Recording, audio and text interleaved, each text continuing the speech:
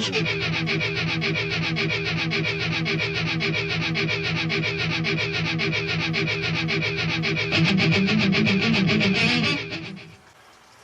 guys, back here with the Zoueki-mura 132nd HS-129 V2.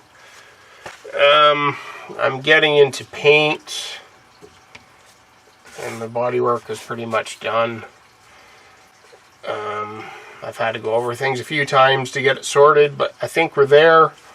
And I started with some paint, some marbling. I found a couple flaws, so I went over them again.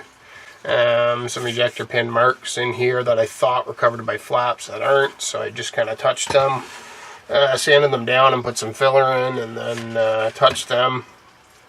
So it's boring to watch people paint, and I'm by no means the greatest painter. So right now I've got this air dryer on. I don't know why, because I don't think it's necessary, because I have a couple ahead of this, but I find it makes it cumbersome. But anyways, it's on there. I have my Sotar 2020 here to spray small with. I also have a chrome, which I believe is the same nozzle and needle. It's got the head I like more. I basically like to see the needle with nothing in the way, so I can get really close. And this has it. I think I actually took it off the Sotar the last time I used it. I'm just lazy and haven't put it back on. So I've got this twin prong deal here. I also have the PS 770, which is great. Guns brush. Sometimes doing this to get variation, I'll actually swap airbrushes. They might spray a tad bit different in my mind. Maybe I'm just crazy. I'm using MRP RLM65. It's, to me, the best spraying paint that you can get out of the bottle. You can do everything you want to do with it. It's just wonderful. I also have RLM65 in Mr. Color. And I just bought from Bill's Hobby Center in Ottawa, I bought the AK Air Series, the real colors. So I'll probably use all three to get some tonal variation without having to dick around with the paint myself. I'm not saying that I'm not going to. I'll probably still toy with it a bit. But it's kind of, I do like the black base marble coat and the tonal three tonal crush or whatever. I try and get my paint with a lot of tonal variety is the gist here. I have these things as well. I've used them in the past. You can see there's paint on them, and they're cool. They work fine. Probably in a way that's more random than what I'm doing, but let's see what we got here. I almost dumped paint there. It's a prick to do this on camera, to be honest with you, but that's why I didn't for most of it. But let's see what we got going on here. There we go. Trying to get this stuff covered again. I don't get too fancy with it. I just try and change it up, and I'll even try and consciously change directions and dick around with it. This marble coat doesn't really have to cover everything. I can come back with different tones and still marble. Cover some of this black. It's a little overspray on my primer from touching those spots. I'll try and zoom in here in a better spot so you can see what we got going on.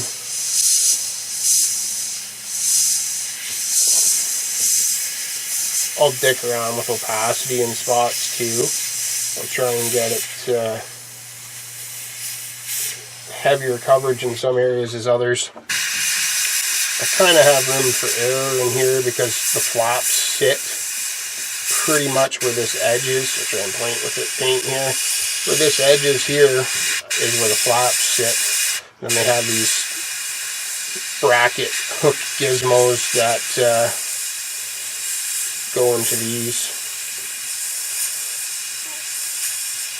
Do this quickly, and then I'll try and get to a spot you can actually see what I'm doing more in depth anyways.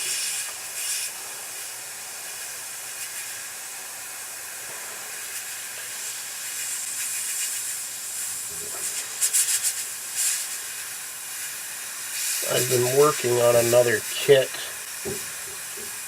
My time has been a little bit limited at the bench in the last couple of weeks, so that's why I'm late getting this video out. See if we can do here. I ordered a fancy arm for this camera too, so hopefully I'll have more flexibility. See if I can get something in here. Dust all over it. Can we get in here?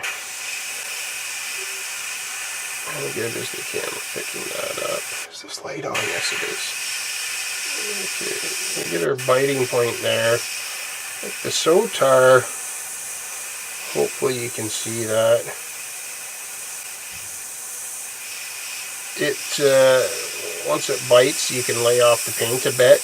You can get very fine lines with it. For a modestly priced brush, they're phenomenal.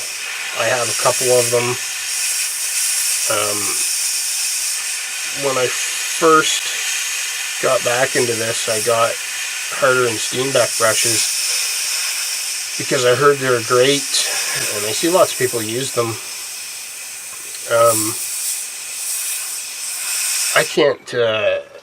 I can't describe how overrated I think they are. They're not bad, but they're super expensive. At least here in Canada, they're super expensive. And I have to order needles and nozzles and stuff, and they're super expensive. And everybody has this idea. Sorry, I'll try and get this back in frame, sorry. I'll use this for an example. Everybody has this idea that they're easy to clean because there's a huge nozzle in there you take out, but I find it's a prick because of that. People don't like the Iwata style where you have to put the wrench on the tiny little thing, but the nozzle is so small you can pretty much clean it instantly and you're good to go. I found the H&S brushes spit and stopped, and they're a bit more of a chore to clean, which is pretty much the exact opposite of what everybody says. But back into this, and I'll ramble on as I paint. But Ken, I think it's Schoenfield, probably butchered his last name, and I apologize. Really nice guy that owns Badger airbrushes. Every year he puts a sale on his birthday, and they're really cheap. I believe that sale is on right now. Just if you do get one that cheap, don't be a dick and bug them about it and harass them. It might take a few months to get it, but you're getting them at like 50% off or something. And yeah, just you can, I would recommend, depending on what you're building, getting a Sotar. I'm not doing the greatest job here because I'm on camera, which you probably can't even see because where I'm at, I'm limited here. I'm not in my booth, so I can film this, and I'm limited on my reach on my airline. This is pretty much maxed right here. I'll do some down here. But yeah, if you order a Sotar from 2020 from Ken and a chrome, I use a Patriot 105 for primers. I think it's got like a bigger, like a 0.3 nozzle or something, so I can spray Stynylrez and thicker shit through it really easily. And I use Omni 4000s, which I'm not 100% sure, but I think they're pretty close to the Ultimate Apex from UMP. Paul Brentland's probably one of the better car modelers out there. Check his stuff out on ISM. Really nice guy too. That brush, I'm pretty sure, is close to the brush that he uses. I think his is fancier. It's got like the extreme accessories on it. This little, this chrome has this little plastic thing under, and my Omnis don't have that. But the only downfall to the Badgers, and it's not really a downfall, it's just dumb in my mind. I'm just going to put this other brush down.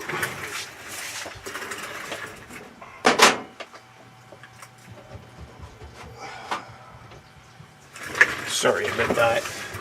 The only downfall is this stupid shit here. Fuck. Just gonna move this. You need to get this adapter to go. Fucking annoying. This is how they come. That's a Badger thread, and you need to get an adapter to, I think that's considered Iwata thread. My O-ring fell out of my quick connect, and then your quick connect fittings to go to, I think they consider that an Iwata style quick connect. But yeah, you have to get an adapter for each one of these brushes, so if you do order some, get the adapters. Don't know why that is, but it is what it is, and I think that's common amongst airbrush guys. I think Pache and Badger and Iowa, they're all different sizes, I guess, so you have to buy their proprietary shit. I'm assuming that's the reason. But, yeah. So anyways, I'm just going to keep mucking around here. Try and concentrate a little bit more on what I'm doing, so it doesn't seem so...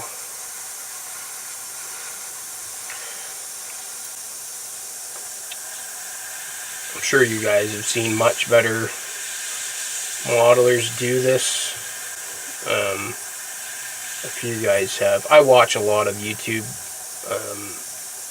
When I'm driving, I put it on in the background, and I do watch it as well, which I guess I should admit. I focus on the road, but it's kind of in my peripheral. A bunch of people have done videos on this. A bunch of them are better painters than me, but you get the gist. So after you do your marble coat and you put a couple other tones in, basically you do a blend coat. I'm going to kind of try and do this with my Sotar. Isn't normally what I would do, but just so you get the idea. Oh, there's my shop compressor in my garage, but the door is open to the garage, so sorry about that. But yeah, so now you do like a blend to get your coverage. This is very, very rough, but you see the idea of what we're doing here. And sometimes after this, you take it as far as you want. You can thin paint, you can change the tone of it. Sometimes I'll change the tone of it and do some post shading afterwards. Sometimes if I know I'm going to go in with oils and whatnot, I'll kind of quickly down here, I'll intentionally leave like a quilted panel line, which normally people will say it looks quilted and stupid. People appreciate. I'm not trying to start an argument, but I don't do the pre-shading. But if I know I'm going to go in with oils and tone things down, I'll overdo things. I'll think that looks crappy, but I'll intentionally do things to fix up later. Yeah, that's the gist of it. So it's going to be boring to sit here and watch me do this. I'll keep going with the RLM 65. The top is RLM 79, which let's put this airbrush down again. Sorry, it's a pain that I'm not shooting in my booth. I have to roll back and forth.